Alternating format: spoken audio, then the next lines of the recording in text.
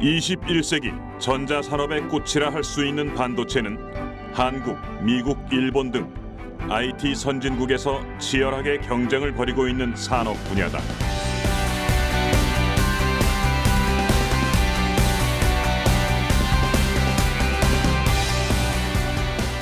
반도체는 실리콘이 인류에게 허락한 최대의 수혜물로 21세기 디지털 시대에 살고 있는 우리에게 반도체가 없는 삶이란 상상할 수 없을 만큼 반도체가 인류의 진화된 삶에 차지하는 비중이 막대하기 때문이다. 그런 가운데 지난 2013년 한국이 사상 처음으로 일본을 제치고 세계 반도체 시장 점유율 2위 국가로 올라섰다. 반도체 부문에서 일본을 앞지른 것은 1983년 삼성전자를 필두로 한국이 첨단 메모리 반도체를 본격 생산하기 시작한 이래 30년 만의 일이다. 세계에서 제일 선진화된 인터넷 네트워크 강국. 이렇듯 한국이 선진국 대열에 우뚝 설 수 있었던 데에는 반도체의 힘이 매우 크다. 인류의 진화된 삶의 결정적 역할을 하는 반도체와 반도체 산업을 둘러싼 한국의 경쟁력을 알아본다.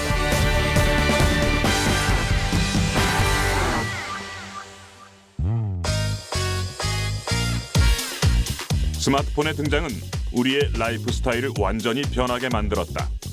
사람들은 불과 10여 년 전까지만 해도 길거리를 걸어다니며 인터넷을 하는 시대가 올 것이라고는 상상조차 하지 못했다. 현재 인터넷 사용이 가능한 인구는 전 세계 인구의 3분의 1인 27억 명. 스마트폰이 컴퓨터를 대체하며 우리는 방대한 정보를 손쉽게 얻을 수 있을 뿐 아니라 전 세계 누구와도 소통과 연결이 가능해졌다.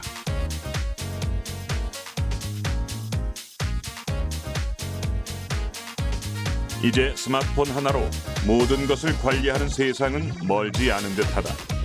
조만간 우리는 TV, 냉장고, 세탁기 등 집안 가전기기를 스마트폰을 비롯한 사물 인터넷을 통해 연결하고 가까운 미래에 우리는 오랜 시간 집을 비울 때에도 집안의 모든 가전제품들을 편리하게 조절하고 운영하는 것이 일상화될 것이다.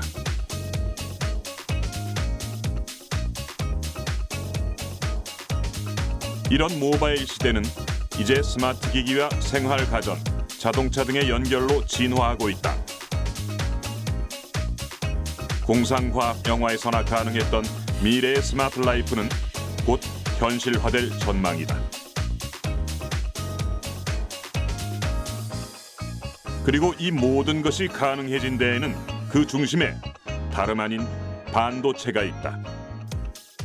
상상 속에서만 있는 것들, 물론 이제 학술적인 이론이 뒷받침되는 것들이 있긴 하지만 그거를 이제 경제적인 가격으로 구현하는 데 있어서 반도체만큼 신뢰성이 있고 현재까지 가장 확실하게 우리의 삶을 진보시켜준 그런 이제 그 어떤 기초적인 다른 대체 기술이 현재까지는 없었으니까요. 그건 이제 오늘날 우리가 IT 세상이 된 대부분의 것들이 물론 이제 그 정보통신 기술 전반에 걸친 혁신이 있었지만 그것들을 구현할 수 있는 그런 반도체 기술이 없었다고 하면은 그냥 상상으로만 그쳤겠죠. 인류는 반도체를 언제부터 사용하게 되었을까?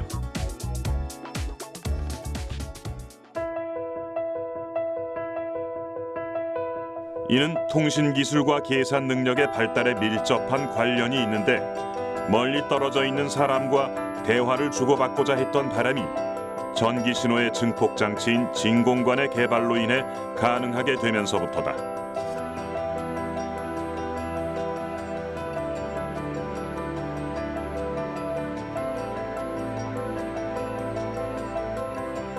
이후 1948년 벨 전화연구소의 윌리엄 쇼클리, 존 바딘, 월터 브래튼 과학자 3명이 다이오드와 트랜지스터를 발명하게 된다. 자그마한 고체 소자가 필라멘트와 전극을 대신하게 된 것인데 작으면서도 신뢰성이 높은 새로운 증폭 장치가 탄생한 것이다.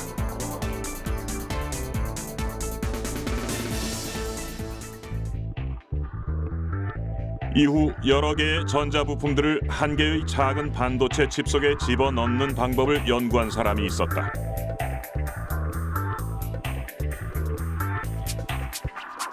(1958년) 미국 TI사의 기술자 잭 킬비가 집적 회로 IC를 발명한 것인데 각각 기능하는 별개의 전자부품을 하나의 덩어리로 집적한다는 이 개념은 작은 크기에도 고성능을 발휘하는 퍼스널 컴퓨터와 소형 전자제품의 탄생을 가능하게 했다. 반도체 집적 회로 안에는 수백억 개의 트랜지스터, 저항, 캐패시터가 집적되어 신호를 제어하거나 정보를 기억하는 일을 수행하게 되는 것이다. 21세기 전자산업을 주도하는 핵심 기술, 반도체는 어떻게 만들어지는 것일까? 어떤 공정의 비밀이 존재하기에 산업 강국을 꿈꾸는 세계 각국은 그 기술을 확보하기 위해 전쟁과도 같이 경쟁하고 있는 것일까? 반도체의 기본 재료는 실리콘 웨이퍼다. 먼저 모래에서 추출한 규소를 고온의 전기로에서 액체 상태로 녹이고 서서히 회전시키며 결정을 성장시키면 고순도의 단결정 규소봉을 얻게 된다. 이 규소봉을 얇게 절단하면 반도체의 기본 재료가 되는 웨이퍼가 만들어지는데 이 규소봉의 지름에 따라 웨이퍼의 크기가 결정된다.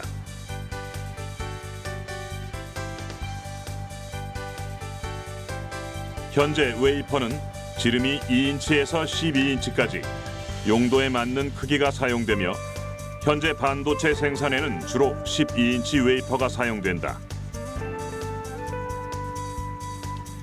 크기가 클수록 한 장의 웨이퍼에서 많은 집적회로 칩을 생산할 수 있기 때문에 기술의 발전과 함께 반도체 재료의 구경은 커지고 있다. 구경이 클수록 더 많은 집적회로 칩을 얻을 수 있으나 제작에는 많은 어려움이 따르며 차세대 웨이퍼 장비를 먼저 사용하는 것은 안정성과 투자의 위험을 감수해야 하지만 생산성을 크게 끌어올릴 수 있는 방법이다. 그 웨이퍼를 크게 하는 기술은 웨이퍼를 기르는 기술, 실리콘을 물처럼 녹인 다음 그것을 서서히 녹이면서 위로 끌어올려서 동그란 인것을 만드는 기술도 어렵지만 또한 그것을 이렇게 웨이퍼 형태로 잘라서 사용해야 되는데 그것도 어려움이 있습니다. 예를 들어 이것은 그 8인치 웨이퍼인데 8인치 웨이퍼는 그 두께가 약 350 마이크론 정도로 돼 있습니다. 그런데 이것을 그 12인치 또는 더 이상의 큰 면적으로 하면 이것이 그 유니폼하게 이렇게 평면으로 돼 있지 않고 굽어지거나 또는 잘라질 수가 있는 확률이 더 높아지기 때문에 웨이퍼의 크기를 크게 하는 것은 그냥 크게 하는 것은 어려움이 많습니다. 설계된 전자회로는 전자빔 설비를 통해 포토 마스크라고 하는 투명한 판 위에 인쇄하고 이를 사진을 찍는 방식으로 빛을 투과시켜 웨이퍼에 회로를 새겨준다. 이 과정을 포토 공정이라고 부른다. 반도체의 가장 기초가 되는 게 그 회로 선폭이 어떤 반도체의 그 디자인을 결정을 하는 거기 때문에 일단 모든 반도체 전 공정 중에서 각 공정의 첫 단계로 저희 포토가 시작을 하고요. 그렇기 때문에 뭐 상당히 그 공정 중에 제일 중요한 공정이라고 생각을 하고 자부심을 갖고 일하고 있습니다. 포토 공정은 다시 말해 각종 빛과 여러 종류의 렌즈를 이용하여 보통 실제 패턴보다 크게 만들어져 있는 마스크를 통해 웨이퍼 전면에 회로를 찍어 넣는 과정이며 사용하는 빛의 종류에 따라 미세한 회로를 그릴 수 있는 정도의 차이가 나기 때문에 이 과정에서는 빛의 역할이 매우 중요하다.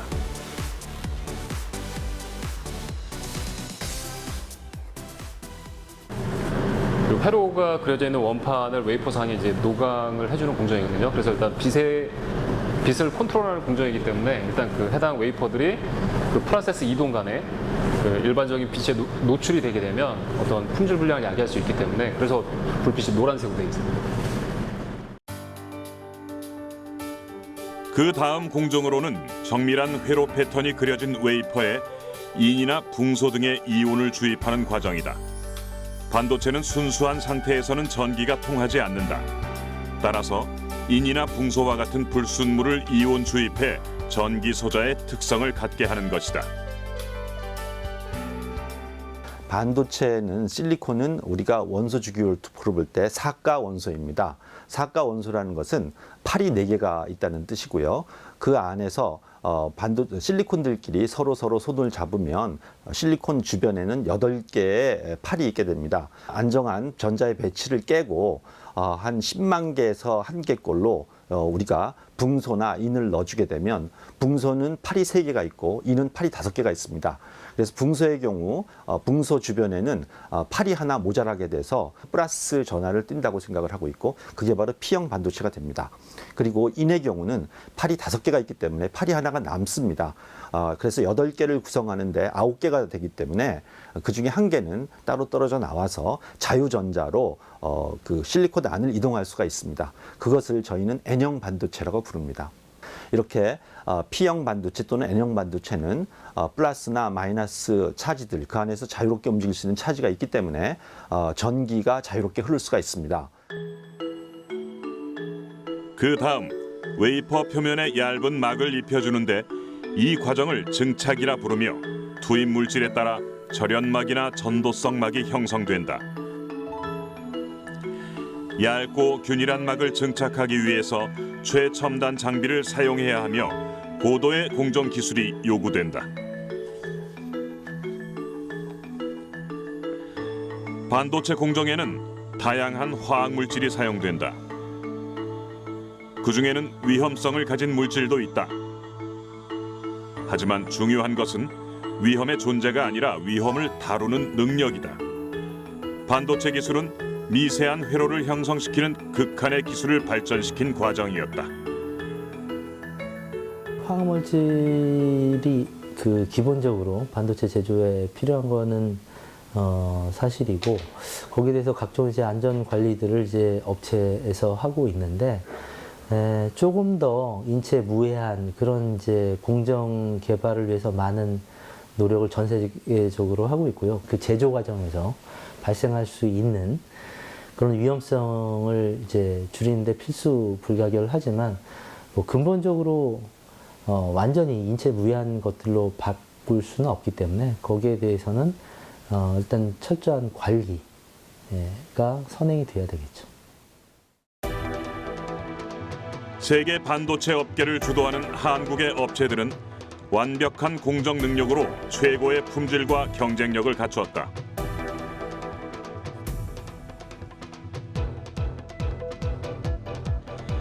반도체 제조에 사용되는 여러 가지 물질은 대부분 지하에 설치된 중앙 저장 탱크에 보관되어 일괄 관리된다.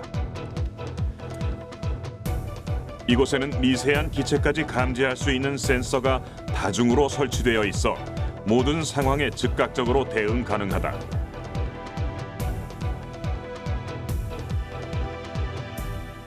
또 어쩔 수 없는 천재지변으로 누출이 발생하더라도 누출된 물질은 정화시설로 흘러가도록 안전한 배수로가 구비되어 있다.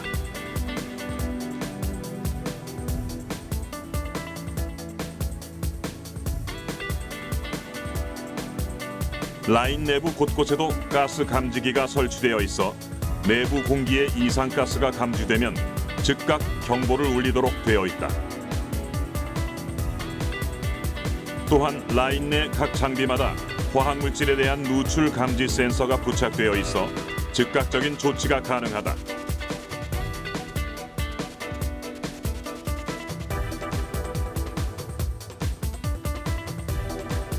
가스가 새어나올 가능성이 있는 배관 체결부는 이중 구조로 되어 있으며 박스로 덮여 있다.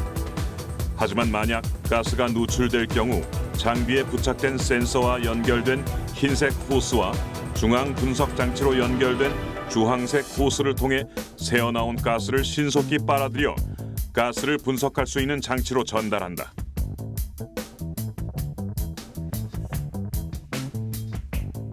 외부에는 화학약품이 누출됐을 때를 대비하여 비상 대응을 할 수 있는 공기호흡기와 소화기 등 비상용품들을 비치하고 위험물질에 대한 안전교육을 상시 진행한다.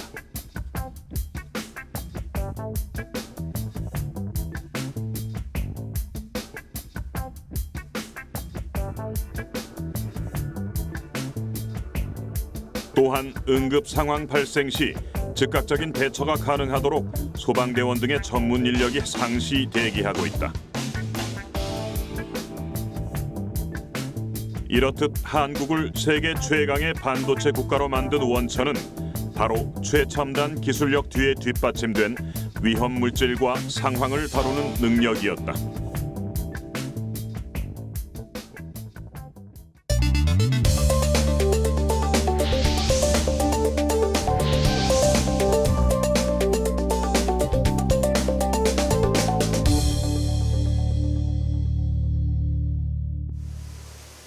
반도체 라인은 항상 동일 조건으로 관리되며 365일 쉬지 않고 가동된다.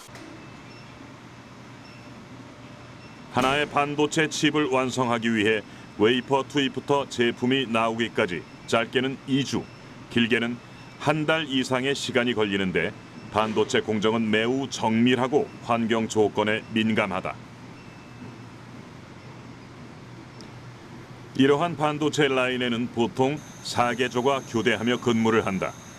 대부분의 공정이 자동화가 되어 있지만 라인의 정상 가동을 상시 점검하고 이상 발생 시 즉시 조치를 해야 하기 때문이다. 반도체 나노미터 단위를 다루는 초미세 공정이다. 따라서 조그만 먼지 입자 하나에도 불량이 발생하고 생산에 차질이 생길 수 있다. 제품 생산에 있어 또 하나의 중요한 부분은 바로 반도체의 수율을 높이는 것인데 수많은 반도체 회사들이 반도체의 생산성과 직결되는 수율을 높이기 위해 각고의 노력을 기울인다. 반도체 수율을 늘리기 위한 중요한 조건 중 하나는 바로 클린룸의 청정도다. 반도체의 회로는 굉장히 미세하기 때문에 파티클이라고 하는 아주 작은 먼지에도 문제가 발생하게 된다. 따라서 반도체는 클린룸이라는 매우 청정한 환경에서 제조되어야만 한다. 반도체가 제일 두려워하는 건 먼지입니다. 먼지가 들러붙으면 반도체가 동작을 하지 않습니다. 그래서 반도체 공장에는 항상 파티클 먼지를 없애는 그런 모든 기술들을 총동원하고 있습니다. 그렇다. 반도체 공정에서 사람에 붙은 먼지는 심각한 오염원이 될 수 있다. 따라서 작업자는 공정 라인에 들어가기 전 사람의 몸에서 나올 수 있는 먼지를 막아주는 방진복을 완벽하게 착용해야 한다. 또한 인체나 물품에 부착된 먼지나 불순물을 고속의 청정 공기로 제거하는 에어 샤워실에 들어가 먼지를 말끔히 털어내야 한다.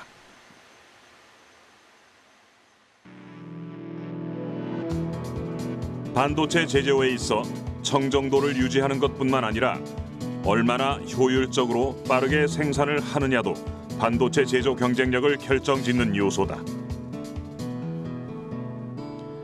빠른 제조 공정을 돕는 1등 공신 중 하나는 반도체 공정 물류의 최첨단 장비인 OHT로 이 기계는 천정에 고정되어 있는 선로를 따라 이동하며 그 다음 공정으로 웨이퍼를 옮겨주는 장비다.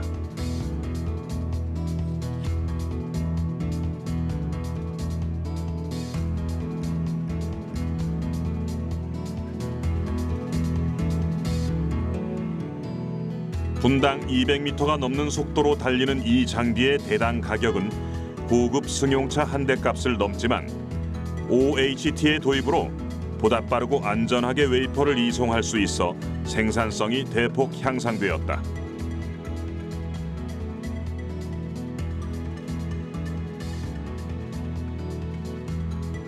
라인 내 대부분의 작업이 자동화되었기 때문에 라인 외부에서는 최소 인력으로 라인 내 공정 과정에서 일어나는 일들을 설비 모니터링 시스템을 통해 실시간으로 점검하고 있다. 네, 제주 광민영인데요. PWC 24호기 지금 현재 스피너 다운 중인데 언제쯤 백업 되나요? 네, 확인하고 전화드리겠습니다. 네. 설비 이상 등의 문제가 발생했을 시에는 문제가 발생한 설비를 담당하는 엔지니어와 협업해 즉각적으로 조치가 가능하다.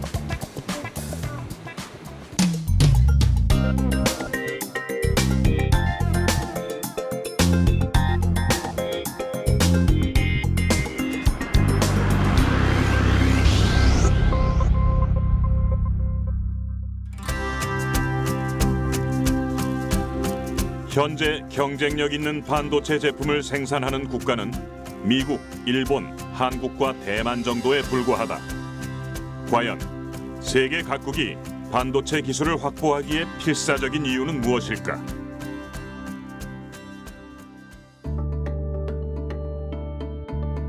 그것은 우리가 일상에서 얼마나 많은 반도체에 의존하며 살아가고 있는지를 보면 금방 해답을 찾을 수 있다.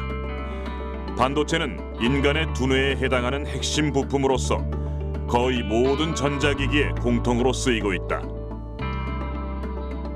TV, 컴퓨터는 물론 디지털 카메라와 게임기, 세탁기, 냉장고에도 쓰이는 만큼 반도체는 생활 속에서 빼놓을 수 없는 IT 기술이다. 그 모든 것들을 하나로 대표되는 가장 대표적인 반도체가 뭐냐? 반도체 제품이 가장 많이 우리 주변에서 큰 역할을 하고 있는 걸로는 이제 대표적으로 스마트폰을 드는 게 적절하다고 보여집니다. 초기에는 우리가 전화기였지 않습니까? 전화기. 근데 지금은 전화기이자 TV이자 컴퓨터, 그 외 각종 수첩을 대체하고 신용카드를 대체하는 기능까지 그 모든 것들이 이제 하나로 지배하게 돼 있고, 그 다음에 이제 영화를 볼 수도 있고요. 그다음에 뭐 인터넷으로 갖가지 이제 뭐 게임뿐만 아니라 뭐 뉴스를 볼 수도 있고 MP3 플레이어 역할도 하고 다양한 이제 과거에 있었던 여러 기기들이 하나로 이제 집적이 된 거니까요. 우리는 스마트폰을 통해 인터넷 사용은 물론 최신 음악을 듣고 게임을 즐기며 디지털 카메라 없이도 생생한 순간을 담아낼 수 있다.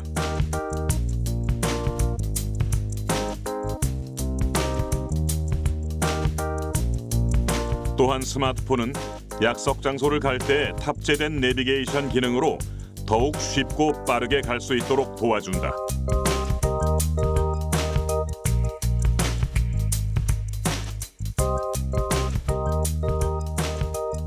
우리 국민들 대부분이 사용하고 있는 스마트 기기의 경우 보면은 특히 이제 스마트폰의 경우 가장 중요한 부품들은 반도체로 구성되어 있습니다. 우리가 반도체 산업에서의 기술적 우위를 바탕으로 해서 스마트폰이 세계 시장에서의 우수한 경쟁력을 키워나갈 수 있다는 것이 반도체 기술의 중요성을 다시 한번 이야기해 줍니다. 스마트폰의 다양한 기능이 가능한 것은 바로 스마트폰 속에 다양한 반도체가 탑재되어 있기 때문이다.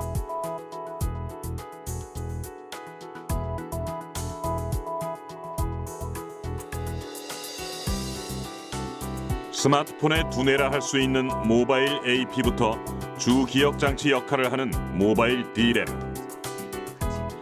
사진이나 영상을 비롯한 다양한 정보를 저장할 수 있는 플래시 메모리, 더 밝고 선명한 사진을 찍을 수 있도록 돕는 플래시 LED와 카메라 이미지 센서까지 반도체가 없었다면 스마트폰은 아마 탄생하지 못했을 것이다.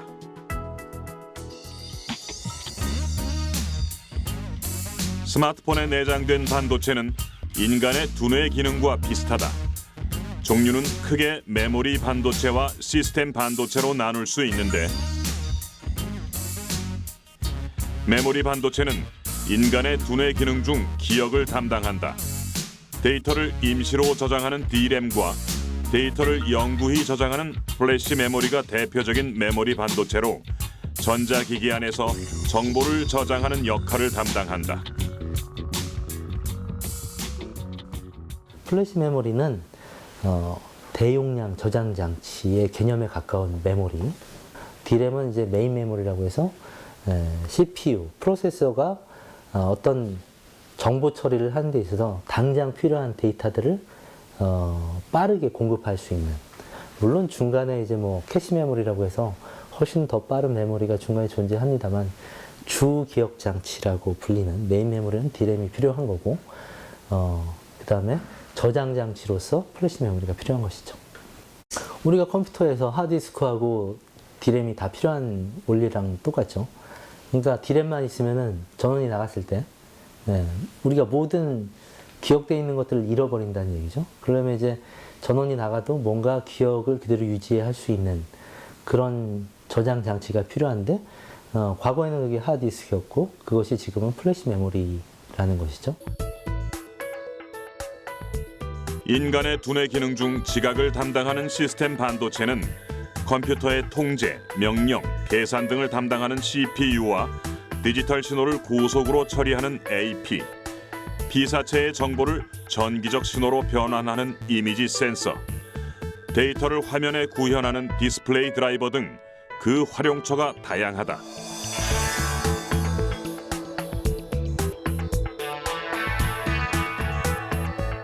손 안의 작은 컴퓨터, 스마트폰은 반도체의 놀라운 발전과 함께 탄생하게 되었다. 이 작은 기기 안에 방대한 양의 데이터를 저장하고 처리하기 위한 반도체를 탑재하기 위해 기술을 계속적으로 발전시켜 온 것이다.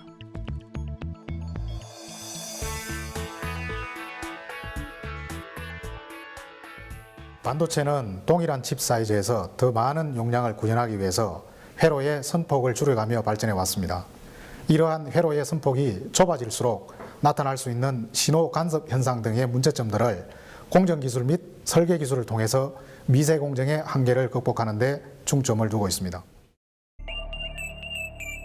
반도체 업계는 될 수 있는 한 회로의 선폭을 줄여 반도체의 성능을 높이고 용량을 크게 늘려가면서 발전해왔다. 과거 반도체에 그려지는 회로의 선폭을 나타낼 때는 마이크로미터 단위를 사용해왔으나 현재는 그 기술이 나노미터 수준까지 도달했다.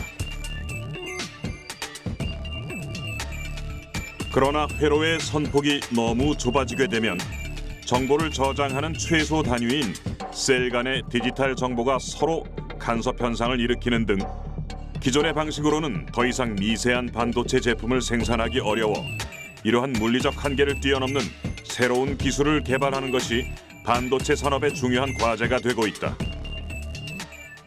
나노 공정은 그 미세화 공정입니다. 그래서 예전에 그 1cm by 1cm 면적의 트랜지스터를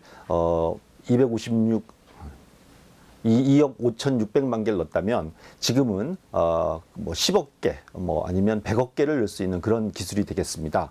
예전에는 그 탁구장 위에서, 탁구대 위에서 농구공 정도를 갖고 노는 기술이었다면 이제는 축구장에서 그 골프공 정도로 조그마한 공을 갖고 노는 그런 기술이 되겠습니다. 점점 칩의 면적은 넓어지는데 거기에 우리가 그려야 하는 그 선들은 더욱더 작아지기 때문에 그 기술이 어렵고, 또한 축구장의 한쪽에서 저쪽 끝까지 우리가 그을 수 있는 금이 정확하게 일치해야 합니다. 크기라든가 아니면 방향이, 그런 기술이 어렵겠습니다.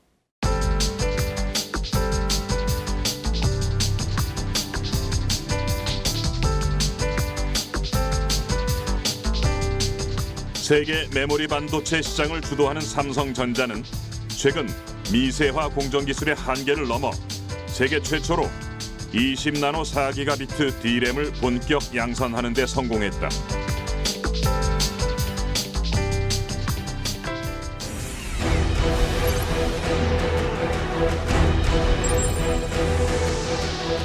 또한 삼성전자는 3차원 수직 구조라는 새로운 패러다임의 낸드 플래시를 선보였다. 더 이상 회로의 선폭을 줄이는 것만으로는 물리적 한계를 극복하기 힘들게 되자 마치 고층 빌딩을 세우는 형태의 수직 구조로 미세 공정의 한계를 뛰어넘은 것이다.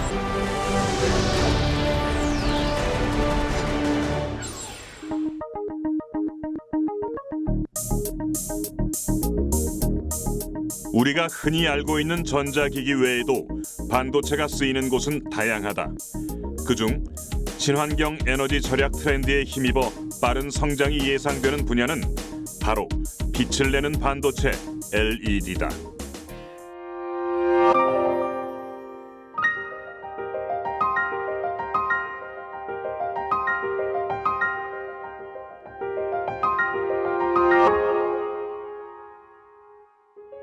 발광 다이오드의 약자인 LED는 전기를 흘리면 빛을 발하는 반도체 소자로 진공 기술을 기반으로 하는 백열등이나 형광등과는 기술적으로 완전히 다른 원리를 지닌다.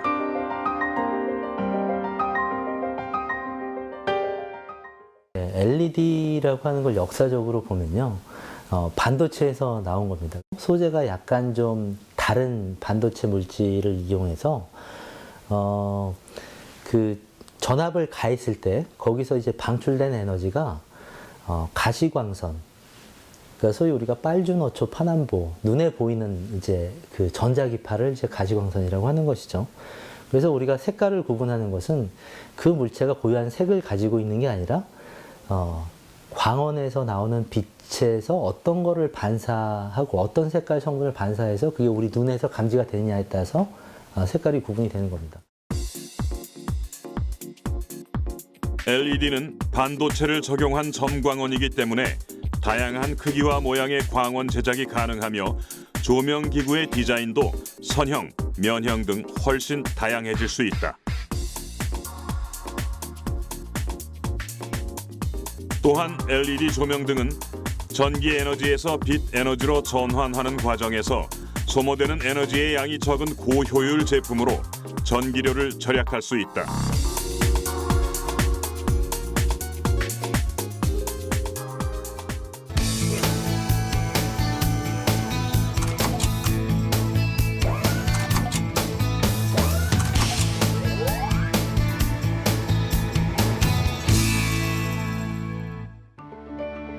(1983년) 삼성은 본격적인 반도체 사업 진출을 선언한다. 이미 반도체 산업의 성장 궤도에 올랐던 미국이나 일본보다 30년 이상 늦은 출발이었다. 불과 6개월 만에 국내 최초로 64K D램 개발에 성공하며 미국, 일본에 비해 10년 이상 격차가 났던 반도체 기술을 4년 정도로 단축시켰다. 이후 놀라운 속도로 빠른 발전을 보인 삼성전자는 1993년 메모리 반도체 세계 시장 점유율 1위를 달성한 이후 현재까지 세계 반도체 산업의 성장을 주도하고 있다. 메모리 분야 같은 경우에는 일단 굉장히 시기적절하게 대응을 잘 했고, PC 시대를 지나서 모바일 시대로 옮겨가면서 그런 사이클이 상당 부분 이제 줄어들었고, 이제 PC용보다는 모바일용 위주로 이제 모든 메모리 제품의 트렌드가 가고 있습니다. 그렇게 되면서 메모리 수요가 굉장히 많이 늘었고요. 메모리 분야에서 꾸준히 세계 1위를 유지할 수 있었던 것은 역시 제조 능력에 있어가지고의 성실 근면성에 바탕을 하였습니다. 그러나 이제 꾸준히 설계 인력이라든가 고급 분야에 있어가지고 기술 투자를 아끼지 않았고, 그리고 지금은 메모리에서의 SoC, 즉 소프트웨어와의 연결이 하나의 큰 경쟁 요소가 될 수 있습니다. 훨씬 앞선 투자와 기술력 확보가 우리 현재 위치의 승인이라고 봅니다. 이런 메모리 반도체 분야의 경쟁력은 한국을 반도체 수출 강국으로 성장시켰다. 한국이 반도체 산업을 본격적으로 시작한 이래로 반도체 수출액은 가파른 상승세를 보이고 있으며 2015년 세계 D램 메모리 시장은 430억 불, 한화 약 45조 원으로 추정되고 있다.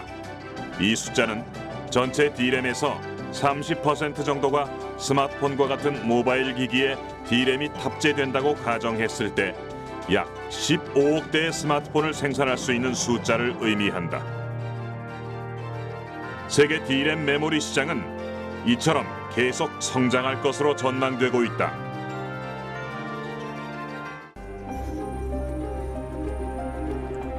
인류의 보다 진화된 삶은 반도체의 발전과 함께 이루어져 왔다. 막대한 비용 등으로 상상 속에서만 머물렀던 IT 응용 기술들이 반도체 칩 구현을 통해 우리의 삶 속에서 하나씩 실현되고 있다.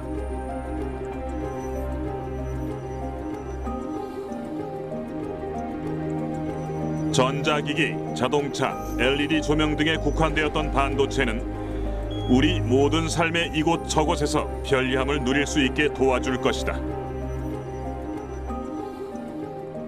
미래 반도체는 어쨌든 지금보다 훨씬 더 작고 그리고 다양한 기능을 갖고 인간의 두뇌와 비슷한 정도의 어떤 지능형 그런 반도체로 발전을 해 나갈 것이고요. 그렇게 되면 우리 인간이 좀 더 안락하고 건강한 그런 이제 생활을 영위할 수 있는 데 있어서 반도체가 기여할 수 있는 그런 범위가 점점 더 확대될 것이라고 그렇게 생각을 합니다.